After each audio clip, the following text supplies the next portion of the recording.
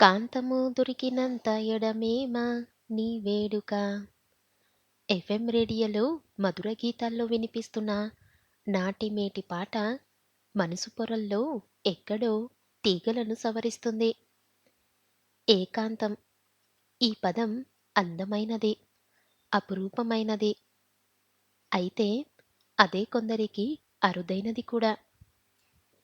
జాజిపూలు కోస్తున్న శాంతలో ఆలోచనల తరంగాలు. తనకి ఎంతో నచ్చిన పాట మళ్ళీ మళ్ళీ వినాలనిపిస్తుంది. అలాంటి సన్నివేశం జీవితంలో ఒక్కసారైనా వస్తుందేమో అని చాలా ఆశపడింది. ఏకాంతమే ఎండమావి అయితే ఇక పాటలు కూడానా? నవ్వుకుంది శాంత. ఇదే ఇల్లు, ఇవే పరిసరాలు, ఇదే జాజి చెట్టు. సాయంత్రం ఆకాశం అరిమదాల్చి సిగ్గుపడుతున్న పెళ్లికూతుర్లా ఉన్నప్పుడు పూలు చెట్టంతా పరుచుకొని కవ్వించేవి.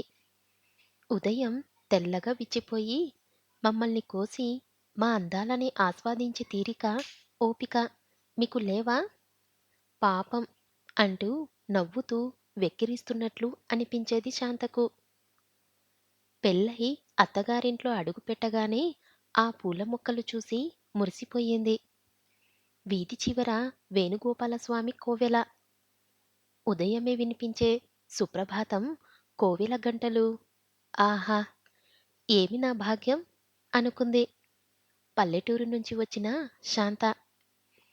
తను వచ్చింది హైదరాబాదు కని గడియారంతో పాటు పరుగులు, కుక్కరు కూతలతో కలిసిపోయి వినిపించని కోవెల గంటలు, ఊపిరి సలపని పనులు, చెవులకు వినిపిస్తున్న మనసుకు ఎక్కని సుప్రభాతలు, బిందెడు నీళ్ల కోసం పడిగాపులు, మనుషుల మధ్య ఉన్న కరువైపోయిన పలకరింపులు.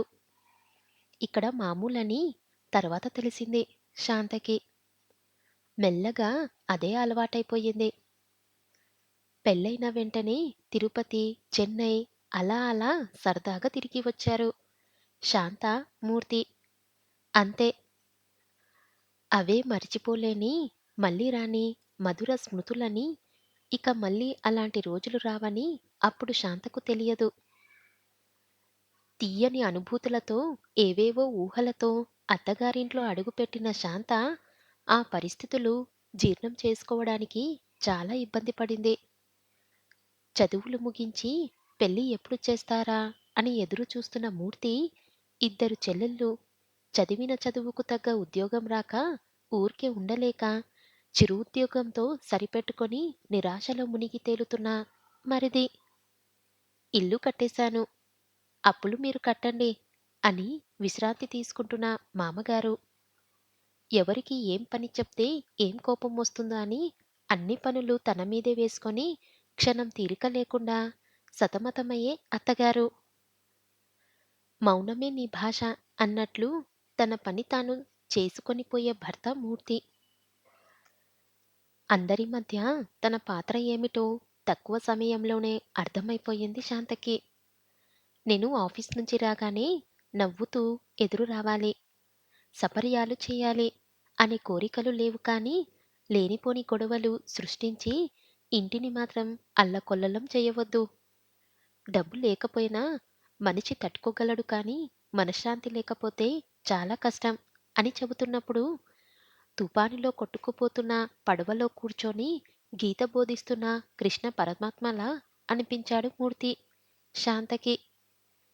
ఇంటి నిండా జనం. ఉదయం లేచినప్పట్నుంచి గిరగిరా రంగుల రాట్నంలా తిరుగుతూ అందరి అవసరాలు తీర్చడం, మూర్తి రాక కోసం సాయంత్రం నుంచి ఎదురు చూడటం శాంతకు రోజు ఎలా గడుస్తుందో తెలియటం లేదు. అందరూ అలిసి నిద్రకు చేరువయ్యేటప్పుడు నెమ్మదిగా ఇల్లు చేరుతాడు మూర్తి. నిద్రమత్తులో బరువెక్కిన కళ్ళతో, వాడిపోయిన ముఖంతో వడిలిన మందారంలా ఉన్న శాంతిని చూసి చిరునవ్వు చిందిస్తాడు. వడదెబ్బ తగిలినవాడు చల్లని నీటితో సెద తీరినట్లుగా తృప్తిపడుతుంది శాంత ఆ నవ్వుకే. వంటగదిలో పడక, గాజులు, కాలిపట్టీలు కూడా మౌనం పాటించడానికి విశ్వ ప్రయత్నం చేయాల్సిందే. ఇక కబుర్లకి తావెక్కడిది? ఈ పరిస్థితుల్లో శాంత కోరికలు, ఆశలు అటకెక్కాయి. మూర్తితో కూర్చొని కాఫీ తాగుతూ, పేపర్ చదవాలని, ఒక్క ఆదివారమైనా ఇద్దరూ ఏకాంతంగా గడపాలని, సన్నని బెడ్ లైట్ వెలుగులలో ఘంటసాల పాటలు వింటూ నిద్రపోవాలని, ఇలా అన్ని చిన్న చిన్న కోరికలే. కానీ శాంతకు అవి అసాధ్యాలు. ఏకాంతం అన్న పదం తన నిఘంటువులో లేదని అర్థమైపోయింది శాంతకు. అన్నీ తెలిసిన మూర్తి స్థితప్రజ్ఞుడే. పెద్ద ఆడపడుచు పెళ్ళికి అమ్మా, వదినకి పట్టుచీర కొను. ఎప్పుడూ ఏమీ అడగలేదు అంది ఆ అమ్మాయే. మా కోడలు బంగారం. అందుకే చీరలు, నగల మీద ఆశ లేదు. మురిసిపోయిందా అత్తగారు.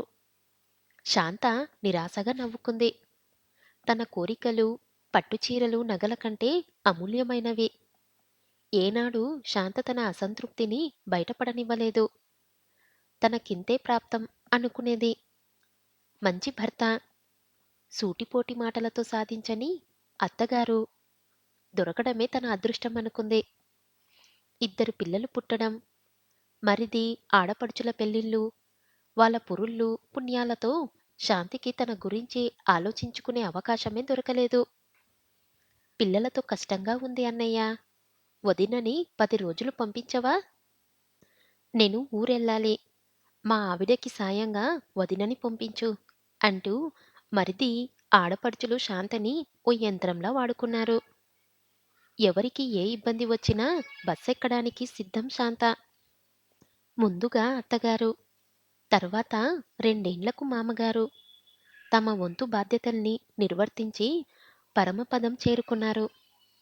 అత్తగారు పోయాక మామగారికి, మూర్తికి కష్టమని శాంతని పిలవడం తగ్గించినా తరచుగా వచ్చి వారం 10 రోజులు ఉండి వెళ్ళేవాళ్ళు. చాకిరీ మాట ఎలా ఉన్నా కనీసం మూర్తికి దూరంగా కాకుండా కళ్ళ ముందైనా ఉంచారని సంతృప్తి పడింది శాంత. శాంత పెద్ద కొడుక్కి ముంబైలో మంచి ఉద్యోగం వచ్చింది. మీరు కూడా నాతో వచ్చేయండి. ఇంకా ఎంతకాలం ఈ ఇరుకు గదుల్లో అని పట్టుబట్టాడు. శాంతకి అవి ఇరుకు గదుల్లా అనిపించలేదు. జ్ఞాపకాల ఊసులన్నీ నింపుకున్న అద్భుత సౌధాల్లా, చుట్టుపచ్చని చెట్లతో సుందర ఉద్యానవనంలా అనిపిస్తుంది. చిన్నవాడి చదువుందిగా అని సర్ది చెప్పి పెద్దవాడి పెళ్లి చేసి పంపించారు. చిన్నవాడు ఫైనల్ ఇయర్‌లో ఉండగానే ఉద్యోగం వచ్చింది. పెద్ద కోడల్ని పురిటికి రమ్మంటే చిన్న ఇల్లు వద్దు, మీరే రండి అన్నారు కొడుకు, కోడలు. ఎలాగో మొక్కుబడిగా 3 నెలలు ముంబైలో ఉండి కోడలి బాధ్యత వియ్యంపురాలికి అప్పగించి వచ్చి మూర్తి చెంతన చేరింది శాంత. అంతలో చిన్నబ్బాయి పెళ్ళి, అమెరికా ప్రయాణం. శాంతను, మూర్తిని వెంట తీసుకెళ్లాలని చాలా ప్రయత్నించాడు. సున్నితంగా తిరస్కరించారు మూర్తి, శాంత. సిటీ జీవితమే యాంత్రికంగా మారిపోయి బాధపడుతుంటే ఇక అమెరికా అంటే మరీ ఘోరమైన పరిస్థితి అని ఇద్దరికీ తెలుసు. ఇక్కడ కనీసం పక్కవాడైనా పలకరించడానికి ఉంటాడు. అక్కడ భరించరాని ఒంటరితనం మనిషిని వేధిస్తుంది. ₹1,00,00,000 అక్కడికి వెళ్ళవద్దు. మన ఊరు, మన మనుషుల మధ్య ఉన్న ఆనందం ఆ విలాస జీవితంలో వెతికి చూసినా దొరకదు అని పక్కింటి కాంతమ్మ సలహా ఇచ్చింది శాంతకి. అందరూ వెళ్ళిపోయి బాధ్యతలు, బరువులు తీరిపోయి ఒంటరిగా మిగిలారు శాంత, మూర్తి. జీవితపు 40 మైలురాయి దగ్గర ఆగి ఇంత దూరం ఎలా నడిచాం? సాధించింది ఏమిటి? పోగొట్టుకున్నదేమిటి? అని వెనక్కి తిరిగి చూస్తే శాంతకి బంధాలనే చిక్కుముళ్ళ మధ్య నలిగిపోయిన తమ యవ్వనం, వాడి వేడి తగ్గి ఊసురంటూ అణిగిపోయిన కోరికలు, ఆకాశకుసుమల్లా అందక చెప్పుకోక మిగిలిపోయిన చిలిపి ఊసులు కనిపిస్తున్నాయి. అంట్లు తోమి తోమి అరిగిపోయి గరగరాలాడుతున్న చేతులు, నీళ్ళల్లో నాని నాని పగుళ్లతో చీలిన పాదాలు, మేము వచ్చేస్తున్నాం అంటూ హెచ్చరిస్తున్న తెల్ల వెంట్రుకలు. మధ్యతరగతి ఇల్లాలికి ప్రతిరూపంలా ఉన్న శాంతిని చూసి మూర్తి ఓసారి శాంత, ఇప్పుడు మనకి సమస్యలేం లేవు కదా! ఒకసారి బ్యూటీ పార్లర్‌కి వెళ్లి అందమైన అప్పటి శాంతల మారిపోకూడదు అన్నాడు. వయసు పైబడుతుంటే బ్యూటీ పార్లర్ వాళ్ళు మాత్రం ఏం చెయ్యగలరు పాపం. మీరే అప్పటి కళ్ళతో చూడండి జవాబిచ్చింది శాంత. ఇప్పుడు శాంతకి కావాల్సినంత తీరిక. తెల్లవారుజామున లేచి పూజ ముగించుకోవడం, పూలమాలలు కట్టి మూర్తి ఆఫీస్‌కి వెళ్ళగానే కోవెలకి వెళ్ళడం, వేణుగోపాలస్వామి సన్నిధిలో కాసేపు సేద తీరడం, ఇంటికి వచ్చి ఏదో కాలక్షేపం చేస్తూ మూర్తి కోసం ఎదురు చూస్తూ పూలు కోస్తూ ఆ పూల మౌనరాగాల్ని ప్రశాంతంగా ఆలకించడం. శాంతకు ఇంతకంటే ఆనందం ఏదీ లేదేమో అనిపిస్తుంది. దేవిగారు, భక్తుణ్ణి కాస్త కరుణిస్తారా? మూర్తి పిలుపులతో ఉలిక్కిపడి చూసింది శాంత. ఎదురుగా మూర్తి. ఏవో ఆలోచనలు. సిగ్గుపడింది శాంత. నీవు సిగ్గుపడుతుంటే మంచులో తడిసిన ముద్దమందారంలా ఉన్నావోయ్! చమత్కరించాడు మూర్తి. ముసలి మందారమా? ముద్ద మందారమా? నవ్వుతూ అడిగింది శాంత. వృద్ధాప్యం శరీరానికే కాని మనసుకు కాదు శాంతా. నిజానికి మనిషికి తోడు అవసరమయ్యే అసలైన వయసు ఇదే. ఇప్పుడు మనం ఎవరి గురించి ఆలోచించక్కర్లేదు. నాకు నువ్వు, నీకు నేను. అంతే. మూర్తి మాటల్లో నిండిన సంతృప్తి. ఆ క్షణంలో శాంతకి తాను జీవితంలో ఏది పోగొట్టుకోలేదని అనిపించింది. శాంత మూర్తిల ఇల్లు బంధుజనంతో కిటకిటాలాడుతుంది. పలకరింపులు, చలోక్తులు, నవ్వులు, పండగ వాతావరణం కనిపిస్తుంది. అది మూర్తి రిటైర్ అయ్యే రోజు. ఆఫీస్‌లో పార్టీ అయ్యాక మూర్తి చెల్లెళ్ళు, తమ్ముడు, పిల్లలు అందరూ కలిసి చేస్తున్న సత్కారం. అందరూ మూర్తి సౌశల్యాన్ని, ఔదార్యాన్ని వెనొల్ల కొనియాడారు. చెమర్చిన కళ్ళతో శాంత మూర్తిని తనివితీరా చూసుకుంటుంది. మూర్తిలో చెదరని అదే చిరునవ్వు. పొగడ్తలకి పొంగిపోని నిశ్చలత్వం. మూర్తికి తన బంధువులని, ఆత్మీయులని చూస్తే ఆనందంగా ఉంది. ఇంతలో చిన్నబ్బాయి వచ్చి 2 టికెట్లు తెచ్చి చేతిలో పెట్టాడు. నాన్నా, ఈరోజు నువ్వు, అమ్మ సినిమాకి వెళ్ళిరండి. మేమా? సినిమాకా? ఇంతమందిని, ఇంత ఆనందాన్ని ఇంట్లో వదిలి అక్కడేం చూస్తాం? మాకిష్టం లేదు. వద్దు అన్నారు. లేదు నాన్నా, వెళ్ళాల్సిందే. అందరూ గోలగోలగా అరవడం మొదలుపెట్టారు. పెద్దబ్బాయి కారు తీశాడు. అందరూ టాటా చెప్పారు. శాంత మనసు దూదిపింజలా తేలిపోతుంది. అన్నయ్య, నువ్వు వదిన మా దగ్గర వచ్చి ఉండండి చెప్పింది చిన్న ఆడపడుచు. ఇద్దరు పిల్లలు, భార్యాభర్తలిద్దరికీ ఉద్యోగాలు. క్షణం తీరిక లేక సతమతమవుతూ శాంతని ఏ 100 సార్లో అనుకునేది ఆ అమ్మాయి. నీ దగ్గర అయితే వదినకు రెస్టుండదు. వదిన, అన్నయ్య మా దగ్గర ఉంటారు. ఆయన ఏదో షాపు ఓపెన్ చేస్తారంట. నమ్మకమైన మనిషి కావాలంట. అన్నయ్యకి వ్యాపకంగా ఉంటుంది. జీతం గీతం అక్కర్లేని ఇద్దరు పని మనుషులు దొరికిపోతారని ఎంతో ఔదార్యాన్ని ప్రదర్శించింది పెద్ద ఆడపడుచు. తమ్ముడు, నువ్వు చెప్పరా అంటూ మూర్తి తమ్ముడి వైపు చూసింది ఆవిడ. అన్నయ్య, మీ పిల్లలిద్దరూ మంచి స్థితిలోనే ఉన్నారు. మీరిద్దరూ ఇక్కడ ఒంటరిగా ఏం చేస్తారు? ఇల్లమ్మి మా వాటలు మాకిచ్చేసి మీరు మీ అబ్బాయి దగ్గర ఉండండి. మా పిల్లల చదువులు, మా ఆవిడ అనారోగ్యం, ఖర్చులు తట్టుకోలేకపోతున్నాను. అభ్యర్థిస్తున్నాడో, ఆజ్ఞాపిస్తున్నాడో అర్థం కావడం లేదు శాంతకి. నిన్న కట్టిన బెలూన్లలో ఒకటి ఠప్పుమంది. నిన్నటి వరకు ఈ ఇంట్లో జరిగిన శుభ, అశుభ కార్యాలకి అన్నయ్య, డబ్బెలా చేస్తున్నావు? నేను ఇవ్వనా? అని ఒక్క మాట కూడా అడగని మరిది ఇప్పుడు వాటాల గురించి మాట్లాడటం ఊహించలేకపోతుంది శాంత. నిన్న అనుభవించిన ఆనందానికి కొసమెరుపు ఇంత ఆనందం ఉంటుందా? ఆలోచిస్తున్నాడు మూర్తి. మూల విగ్రహంలా నిలబడిపోయిన అమ్మానాన్నల్ని చూస్తూ లేచి నిలబడి మాట్లాడటం మొదలుపెట్టాడు చిన్న కొడుకు. వాటాల గురించి అడిగేటప్పుడు అప్పుల గురించి ఆలోచించావా బాబాయ్? అని మిమ్మల్ని మేము అడగటం లేదు. ఇప్పటి వరకు తమ జీవితాన్ని మన సంతోషం కోసం హారతి కర్పూరం చేశారు అమ్మా నాన్న.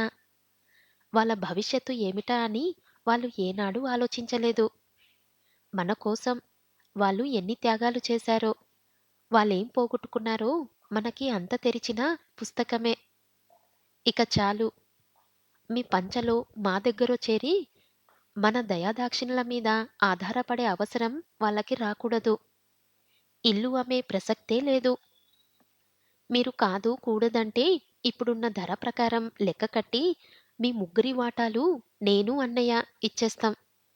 2 నెలలాగండి. మీకు మనసనేది ఉంటే వాళ్ళిద్దరిని ప్రశాంతంగా వదిలేయండి. అమెరికా వెళ్ళిపోయి అనుబంధాలు, ఆప్యాయతలు మర్చిపోయాడేమో అనుకున్నా. చిన్నవాడు అలా మాట్లాడుతుంటే తెల్లబోయి చూస్తున్నారు అంతా. పెద్దబ్బాయి లేచి, అమ్మా! మీకు చెప్పకుండా మేము ఓ నిర్ణయం కూడా తీసుకున్నాం. మన ఇంటి పక్క ఖాళీ స్థలాల్ని కొని అక్కడ మ్యూజిక్ సెంటర్ పెట్టాలనుకున్నాం. మా స్నేహితుడు దాన్ని చూసుకుంటాడు. మీ అనుమతి లేకుండా చేస్తున్న పని ఇది. అది నాన్నగారి పేరు మీదే ఉంటుంది. మీరు ఎవరి మీద ఆధారపడనక్కర్లేదు. ఎప్పుడు మీకు మా దగ్గరికి రావాలనిపిస్తే అప్పుడు రండి. మేము వస్తూనే ఉంటాం అన్నాడు. ఎంతో ఎత్తుకు ఎదిగిపోయిన ఇద్దరు పిల్లల్ని చూసి ఆనందంతో ఉక్కిరిబిక్కిరి అవుతున్నారు శాంత, మూర్తి.